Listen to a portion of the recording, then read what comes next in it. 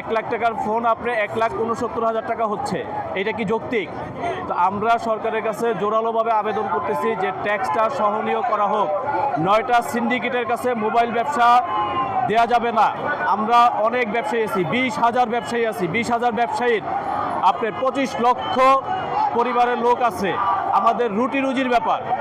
আমরা সরকারের কাছে জোরালোভাবে আন্দোলন করছি যে আমাদের ট্যাক্সটা সহনীয় করা হোক, ভোক্তারা যাতে কম টাকায় প্রোডাক্টটা কিনতে পারে, যাচাই বাছাই করে কিনতে পারে। সরকারের যে উদ্যোগ নিছে এই উদ্যোগে আমরা সাধুবাদ জানাচ্ছি, কিন্তু এমন উদ্যোগ যাতে না হয় যাতে সাধারণ লোকের জন্য ক্ষতি হয়, সাধারণ ব্যবসায়ীদের জন্য।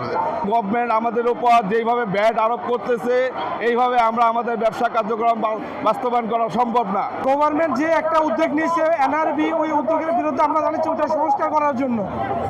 মানে তারা যে ট্যাক্সটা দিয়েছে এটা অত্যন্ত সাধারণ মানুষের জন্য এবং ব্যবসায়ীদের জন্য জুলুম হবে।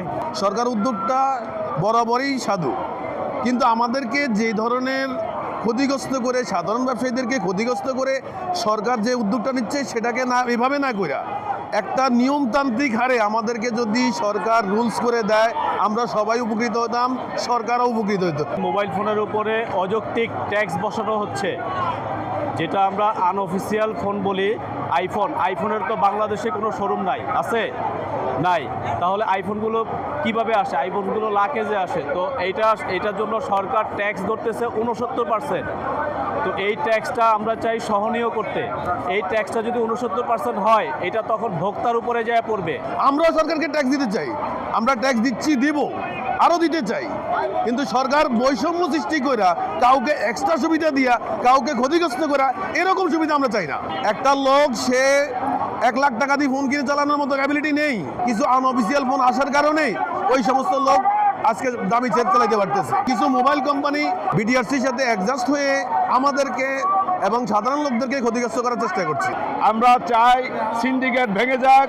এই দেশের মানুষ 20 লক্ষ মানুষ এই ফোনের উপর বিজনেস করতে সংসার চলছে।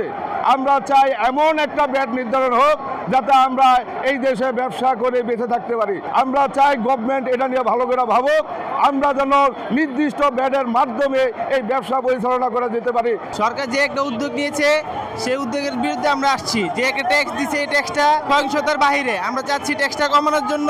এই 57% ট্যাক্স দিয়ে ফোন আমদানি করা এটা আমাদের সম্ভব না। আনঅফিসিয়াল ফোন ভ্যাট ট্যাক্স বেশি দিছে সরকার, এই দাবিতে আমরা ভ্যাট ট্যাক্স কমানোর জন্য আমরা চলে আসছি বিটিআরসির ভবনের সামনে।